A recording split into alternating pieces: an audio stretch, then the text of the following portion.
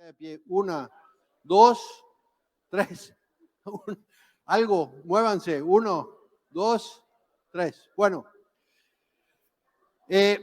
yo preparé una. Siéntense, muchas gracias. Así se conocen.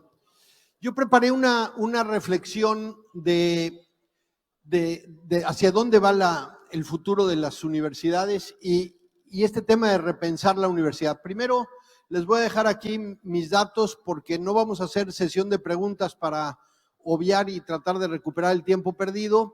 Así que si le toman una foto ahí, las preguntas las voy a responder por redes sociales, por Twitter, por mail, por lo que ustedes consideren. Y ahí les comparto que justamente en el mes de abril de este año, yo recibí un reconocimiento mundial como visionario de la industria de innovación educativa de EdTech por la revista EdTech Digest en los Estados Unidos, y eso me ha permitido el privilegio de compartir con cientos de personas alrededor del mundo que están haciendo una transformación increíble, y eso es lo que les voy a compartir. Y empezamos por decirle a las cosas por su nombre. Estamos frente a la peor crisis en la historia de la humanidad. Estamos en un momento donde no alcanza para ser un poco mejores que los que fuimos el año pasado o mejorar 15, 20 o 25%. Tenemos que tomar decisiones mucho más radicales, mucho más exponenciales, mucho más agresivas, porque somos la generación que nos toca recuperar la peor tragedia. Y esto ya venía ocurriendo antes de la pandemia. Esto es un estudio que hice para el Banco Interamericano en el 2020, donde ya veíamos con mucha preocupación la cantidad de talento en América Latina que abandona la educación en cada transición educativa y por diferentes segmentos, le pega más a los más vulnerables, pero no solamente es eso, sino que las mujeres, a pesar de quedarse en la escuela, tienen un impacto, como ya lo vimos en la sesión de esta mañana. Y ahora estamos con uno de nuestros socios que se llama BenchLab y que les recomiendo mucho que lo conozcan. No, ya mejor vámonos a la fiesta, está mejor la fiesta, ¿no? ¿Qué pasó? No sé, me pasa todo el tiempo, salgo a la calle y me pasa. Bueno, les decía yo que este socio, BenchLab, estamos monitoreando el comportamiento de la educación superior después de la pandemia y empezamos a ver cosas increíbles de un decrecimiento de nuevos ingresos en la educación pública superior y está creciendo la educación privada. Por otro lado, también estamos viendo que a pesar de que crece la educación privada, decrece la educación pública y crecen las opciones no escolarizadas. Esto, lo que les quiero decir es que en muchos sentidos en las universidades estamos actuando a ciegas. No tenemos la información, la trayectoria, la visualización de cómo está cambiando el mercado. Y ustedes cuando ponen esto del 2013 al 2022, vemos claramente que lo no escolarizado está acelerando, que gente está abandonando la educación pública, que hay opciones de educación privada de bajo costo que están captando miles de estudiantes y nosotros pensamos que esto es lo mismo que ocurría el año pasado y el anterior y no estamos respondiendo. Mi primer mensaje es, tenemos que echar mano de los datos de una manera distinta. Mi segundo mensaje es que ir a la escuela o regresar a la universidad no alcanza, eso no es la calidad educativa, no es presentarse a la escuela, ni es pasar un examen, no estamos confundiendo la asistencia con la calidad.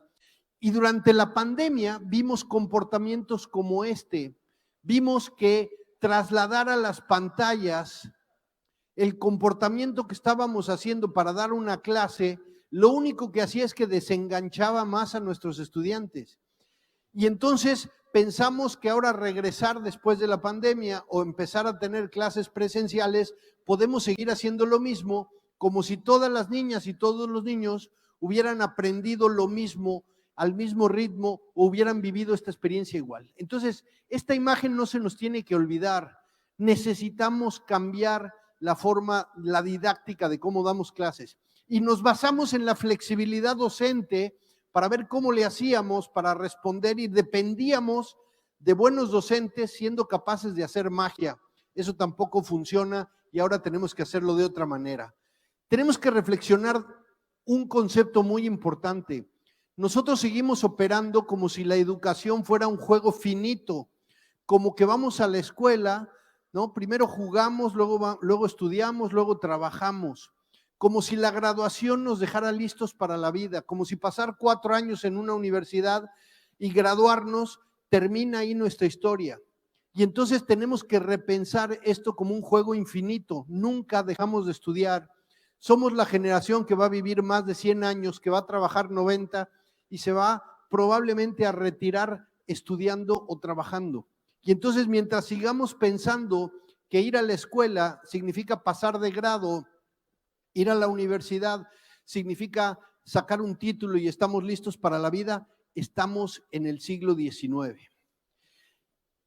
En los últimos 24 meses aprendimos más de neurociencia que en los últimos 24 años.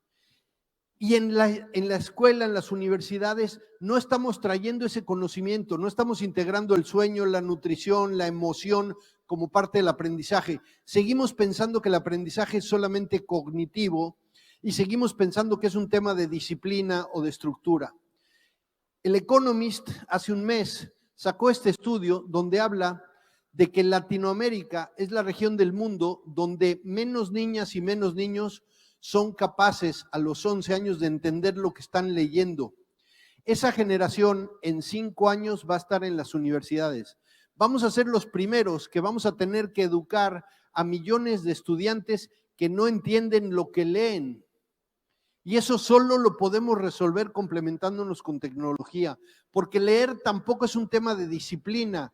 Leer puede tener diferentes dimensiones, dislexia, vocabulario, comprensión, decodificación, y cada uno de nosotros tenemos diferentes niveles de dislexia. Eso no lo puede hacer un profesor para un niño o una niña promedio con un curso y una intervención promedio. Y entonces, ¿qué hace la tecnología? La tecnología nos da información, nos dice ese estudiante, esa niña, qué problema tiene, en dónde se le presenta y permite que los docentes tengan un arsenal de intervenciones y saber qué intervención corresponde para ese nivel de dislexia con esa niña. Para eso sirve la tecnología, para complementar a los docentes, para permitirnos tener información y ser más certeros y dejar de darle clases promedio.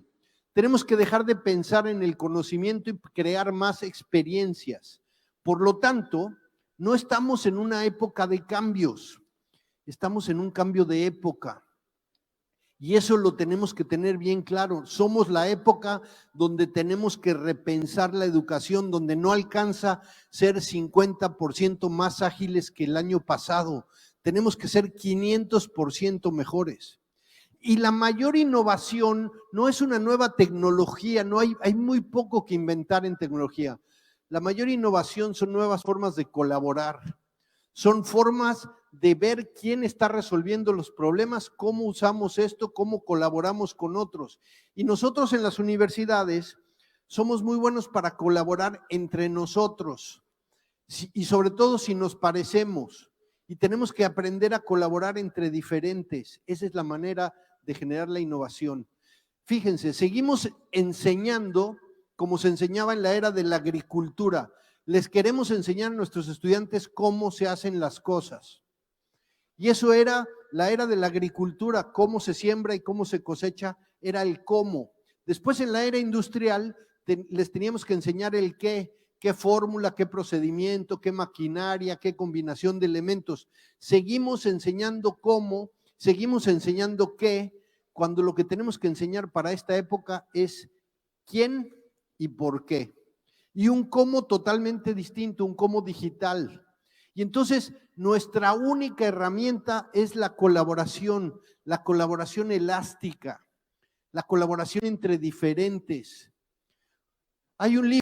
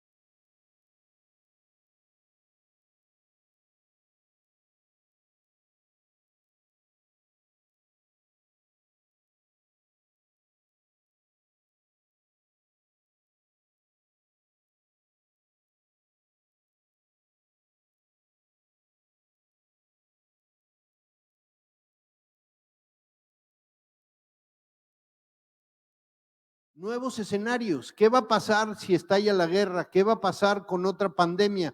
¿Qué va a pasar? ¿Qué pasaría si? Eso debería ser parte de cualquier lección en todo lo que hagamos, ciencia de los futuros.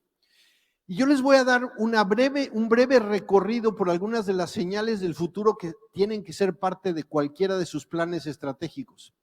Este es el Museo del Futuro de Dubái. Me pareció muy interesante que haya ya un museo de futuros en Dubái. Pero vamos a empezar por la guerra de Ucrania con Rusia, que no es la Unión Soviética, es Rusia. La Unión Soviética desapareció, por si no vieron las noticias de hoy. Bueno, esta guerra lo que va a traer por primera vez en la historia de la humanidad 3 crisis para cientos de países al mismo tiempo. Nadie sabe cómo vamos a resolver el escenario y estamos a punto de entrar en una crisis financiera, una crisis energética y una crisis alimenticia al mismo tiempo. No hay premio Nobel, libro de texto, experto que sepa en el mundo cómo vamos a lidiar con 3 crisis al mismo tiempo. Eso es a lo que me refiero con escenarios. Estamos a punto de entrar en uno de los peores momentos. El segundo es el tema del cambio climático. Esto es cómo ha cambiado el clima, la temperatura en nuestro planeta de 1992 al 2021. Vean hacia dónde vamos, qué va a pasar, nadie lo sabe, a qué ritmo, con qué consecuencias. No podemos estar ajenos en la educación de este tipo de cosas. Latinoamérica va a ser la población que va a crecer más rápidamente y vamos a ser mayores en número que Europa por primera vez en la historia, y vamos a ser más población con más niños que no saben leer.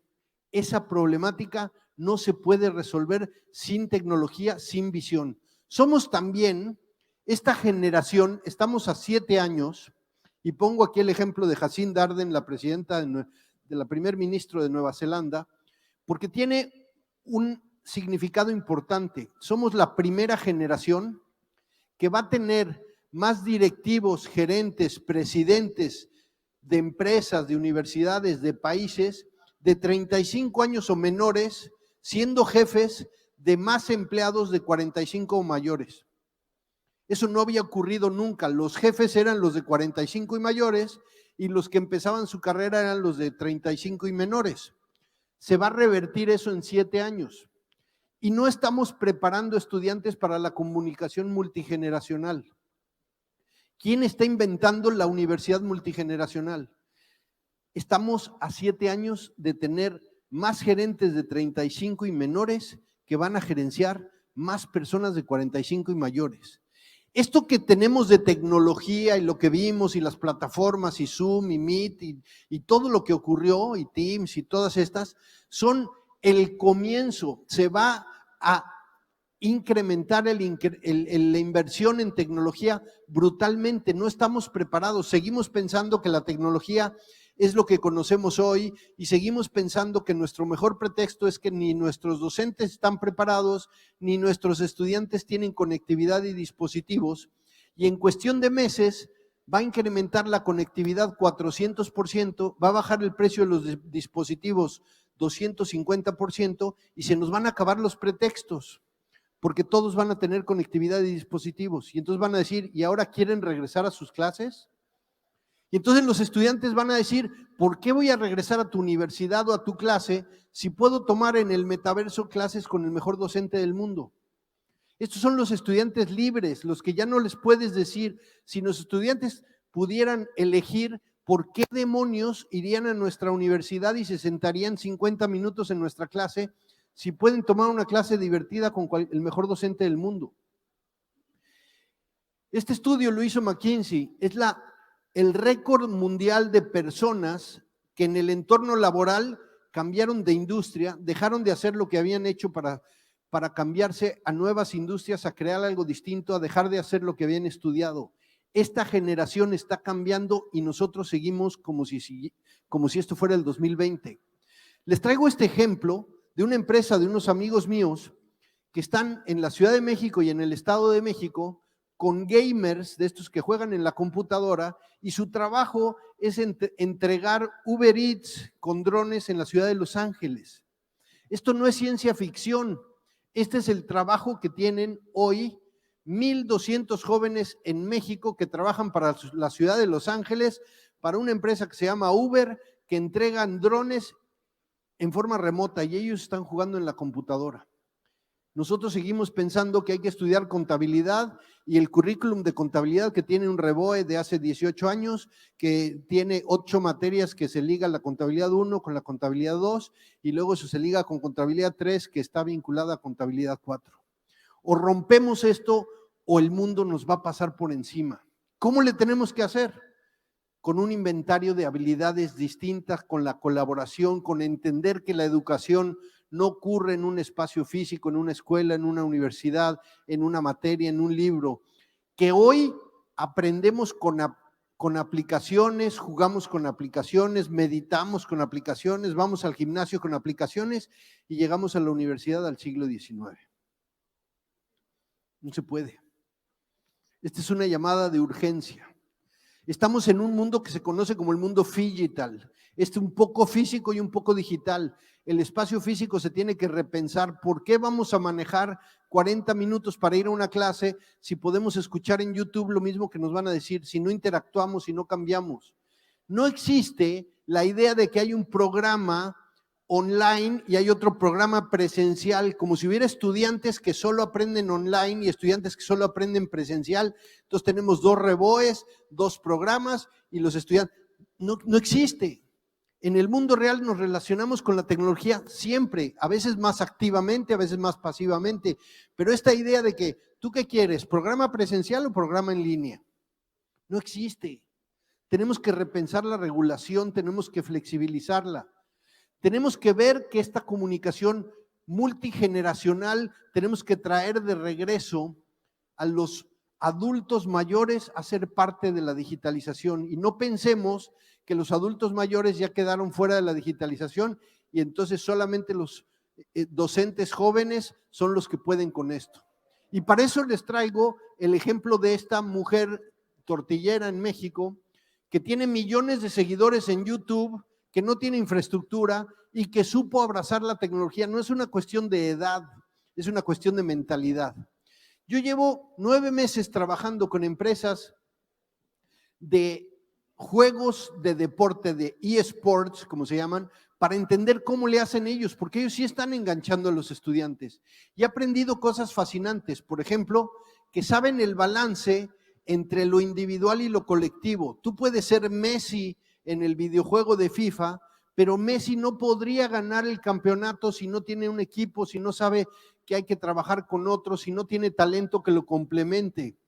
Y ese balance entre lo individual y lo colectivo, entre el trabajo, el equipo y el éxito personal, en la educación todavía no lo tenemos, porque seguimos pensando que hay que resolver los exámenes individualmente y que la cooperación y la colaboración está prohibida. Lo otro que han hecho los videojuegos muy bien es que nos ayudan a fracasar frecuente y permanentemente, pero sin desmotivarnos. Cuando uno de estos jóvenes pierde en el videojuego, lo primero que quiere es volverlo a intentar y llegar al siguiente nivel y ganar el siguiente partido. Cuando alguien fracasa en la educación, lo que quieren es abandonar la escuela, no regresar, yo no sirvo para matemáticas porque me fue mal en el examen. Otra cosa que hacen los videojuegos es que no hay una respuesta correcta, hay 1000 posibilidades, hay maneras de encontrar, hay escenarios que van ocurriendo, nos expulsan un jugador, llueve, se equivoca el árbitro, sucede un accidente y eso nos obliga a repensar las posibilidades. En educación seguimos pensando que hay una respuesta correcta para todo. Y también los videojuegos nos enseñan que tenemos que ir a desarrollar habilidades que no tenemos hoy en nuestro arsenal y si no las desarrollamos no podemos ganar. Y si no reconocemos las habilidades en otros, incluyendo personas con discapacidad, balance de género, no lo vamos a poder hacer. Así que la tecnología está para acompañarnos, para extendernos, para darnos información. No es para competir con el ser humano, no es para replicar lo mismo que hacíamos. Hace poco participé yo en un Zoom con un personaje de 40 años. Después de 35 minutos, 20 personas que estábamos hablando con él, no nos dimos cuenta de que esa persona no existía. Era una construcción de la inteligencia artificial de Napoleón Bonaparte. Y nosotros convivimos, preguntamos, interactuamos con esa persona y después nos explicaron que la persona no existe, que es una construcción de inteligencia artificial. Esto no es ciencia ficción, esto ya está ocurriendo. Ese es el mundo en el que vamos a tener que convivir. Esta modelo que habla 128 idiomas, tiene 42 diferentes tonos de piel, no pide aumento, trabaja 24 horas, es inteligencia artificial. Este mundo ya está aquí, no es ciencia ficción, no estamos preparados. Estos currículums deberían ser hoy así, disciplinas que se tocan, que parecen no estar relacionadas, pero si hoy queremos hacer una carrera que tiene un poco de marketing, un poco de filosofía, un poco de música y un poco de química, se vale. Porque ¿quién dijo que ahora tenemos que ser químicos y todo el currículum es química? Tenemos que empezar a abrir nuestra mirada de los temas. Tenemos que darnos cuenta que cuando nosotros estudiamos, nos decían que teníamos que tener 10,000 horas de práctica para poder ser buenos en algo y seguramente necesitábamos un profesor ruso que nos diera 10,000 horas de trabajo. Hoy con la tecnología podemos en 1,000 horas, de 0 a 100, crear una habilidad si nos complementamos. Esto ya existe, esta forma de trabajar, esta forma de estudiar, no es ciencia ficción, ya está ocurriendo. En Barcelona, en mayo, fui a visitar la Universidad del Metaverso. Su campus es el metaverso. Pueden replicar cualquier cosa en esta interacción. Si tienen Amazon, les recomiendo que bajen este libro que se llama Aum Goli. Métanse a Amazon, bajen el libro y lean un libro que no tuvo la participación de un ser humano. Es un libro escrito por inteligencia artificial completamente. O vean esta pintura que hace unos meses ganó un premio estatal en los Estados Unidos como la mejor obra de arte y no sabían a quién darle el premio porque lo hizo una computadora. Y metieron la obra de arte a concursar y ganó porque tiene todas las características de una buena pintura sofisticada y ganó todos los premios y resulta que no había a quién darle el premio sino a la inteligencia artificial. Para ese mundo nos estamos educando. Yo hice un ejercicio con el Instituto del Futuro de Copenhague para hacer un trabajo en el metaverso y darme cuenta cómo podían trabajar dos personas, una en Copenhague, en Dinamarca, otra en México, discutiendo. Y cuando la gente ve esto, piensa que yo soy el personaje de allá, pero en realidad no, porque en el metaverso puede ser quien tú quieras. Entonces yo decidí ser el otro nada más por joder, por cambiar. Perdón, eso no se debe decir. Entonces, los docentes de hoy, yo fui presidente de 2 editoriales muy grandes para América Latina, de McGraw-Hill, de Cengage Learning, y teníamos algunos íconos que eran el que había escrito el libro de cálculo Mankiw y el que había escrito el libro de no sé qué. Ahora los docentes pueden ser estrellas. Yo tengo amigos que le dan clases a 7 millones de estudiantes, como mi amigo Sandro en Brasil, da clases de matemáticas en TikTok y le da clase a 5 millones de estudiantes. Un docente típico del siglo pasado, de la industria tradicional, le daba clases en toda su vida probablemente a 3,000 estudiantes. Este señor le da clases a 5 millones de estudiantes. Seguimos con cuentas pendientes, seguimos invisibilizando las mujeres y pensando que esto, y por eso me encantó el foro de mujeres que hicieron aquí y felicito al equipo de Anuyes por esa sesión. Sigue pensando que hay carreras para mujeres y carreras para hombres. Hoy vi un post donde celebraba la carrera de pedagogía de la UP, celebraba su aniversario y veo los graduados de la UP y son 98% mujeres. ¿Por qué? Porque los hombres no estudian pedagogía. Y si uno va a las ingenierías, pasa lo contrario. Entonces yo acabo de hacer este ejercicio con una escuela y les puse a todos los niños de 14 años que todos los trabajos en equipo siempre los iba a liderar una mujer. Y los niños se pusieron bravísimos. ¿Cómo? Eso es injusto. Perfecto. Si eso es injusto, veamos ¿qué más injusticias hay en el mundo? ¿Cuántos presidentes hombres hay? ¿Cuántas mujeres? ¿Cuántos directores de empresas? ¿Cuántos rectores? ¿Cuántos directores son hombres? ¿Cuántos son mujeres? La conversación de las mujeres sigue estando pendiente. La inclusión no significa decir todos, todas y todes. La inclusión significa crear un círculo más grande donde quepamos todos. Entonces, si diseñamos algo que no tiene 50% hombres o 50% mujeres, está mal diseñado. Si diseñamos algo que no tiene el 10% de personas con discapacidad, está mal diseñado, porque el mundo no es clases especiales para niñas especiales, porque el mundo nos integra a todos. Es un problema de diseño, es un problema de liderazgo, no es un problema de tecnología, es un problema de visión. Les voy a compartir, para cerrar en los últimos minutos que me quedan, un reporte que hice para la UNESCO en el Foro Mundial en mayo en Barcelona. Me pidieron escribir la visión del 2050 de las universidades. Yo entrevisté a más de 30 líderes alrededor del mundo, hablé con cientos de directivos de universidades, fui a Singapur, fui a Australia, hablé con Estados Unidos, con Brasil, con Europa, y pensamos que lo que nos está matando son las tradiciones, que seguimos pensando que lo académicamente correcto es regresar al siglo XIX. Y tenemos muy pocos líderes que abandonaron eso y están atreviéndose a hacer otra cosa. Yo hice un ejercicio con mis contactos de LinkedIn, personas que yo conozco, y empecé a buscar a aquellos que tienen un puesto de trabajo para el cual no existe una carrera ni una universidad. Y encontré miles.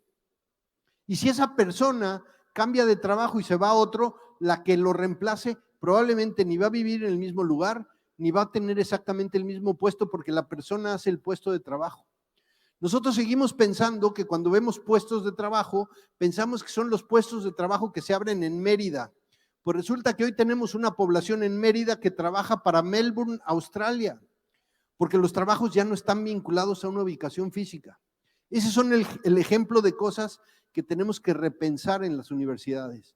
Tenemos hoy un segundo cerebro de gente que está capturando contenido. Hay un exceso de contenido, pero hay una falta de estrategia para aprender a aprender.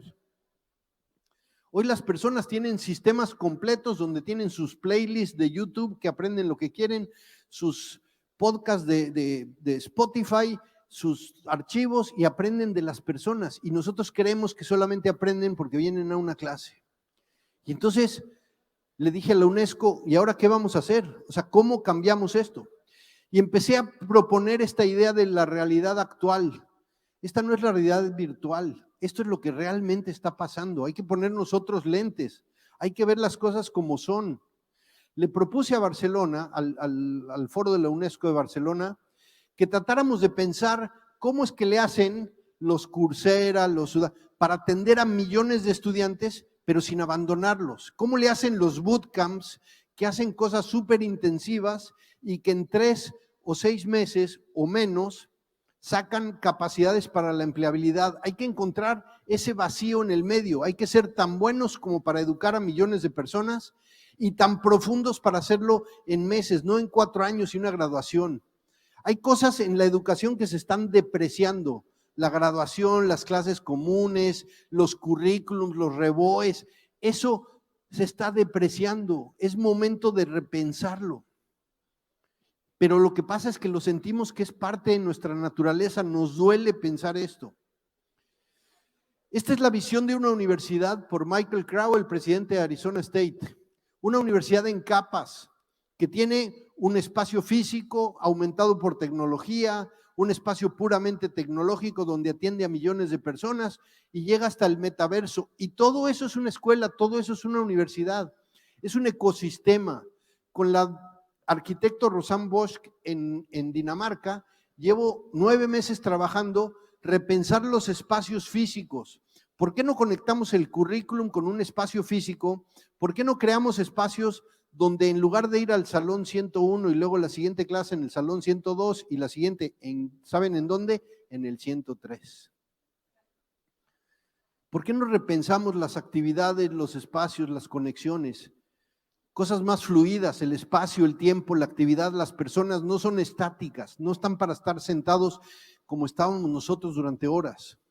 Y le propuse a la UNESCO cambiar un concepto. En lugar de llamarnos universidad, llamémonos multiversidad, múltiples certificados, múltiples etapas de la vida, múltiples disciplinas, múltiples segmentos, múltiples rutas. Esa es la multiversidad, porque seguimos pensando que es un programa, una universidad, un título y estamos listos para la vida. Un ecosistema. ¿Saben qué pasa? Que la innovación no está ocurriendo dentro de las universidades, perdón que lo diga así. Lo mismo le decían a los taxistas y no lo creyeron. La innovación está ocurriendo en emprendimientos allá afuera. Y las universidades no estamos conectadas con los emprendimientos. Necesitamos una estrategia. Yo estoy trabajando hoy con 3 universidades, estrategia de innovación abierta. Y la innovación abierta es distinta de ir a comprar licencias de un proveedor de soluciones. La innovación abierta implica traer ideas, talento, capacidades que la universidad nos va a llevar mucho más tiempo. Y nosotros seguimos pensando que todos los recursos tienen que ser gratuitos, que todo el contenido tiene que ser abierto y que estamos mal. No se puede. Le propuse a la UNESCO una metodología que hizo McKinsey que me pareció fascinante, que dice que tú y yo y todos, por el resto de nuestras vidas, vamos a aprender en una matriz de 3x3x3.